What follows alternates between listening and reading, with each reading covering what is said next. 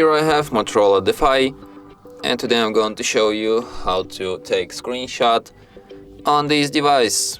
So to do this, all you need to do is to just press power key plus volume down at the same time, like this, and that's how you can take screenshot. So let me show you once again. Power key, volume down,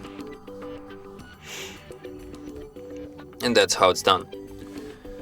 So you can find your screenshots in gallery, in the screenshot album, and here they are. And from here you can share, edit or delete your screenshots, just like this. And that's it. Thanks for watching. If you find this tutorial useful, don't forget to hit that like button and subscribe to our channel.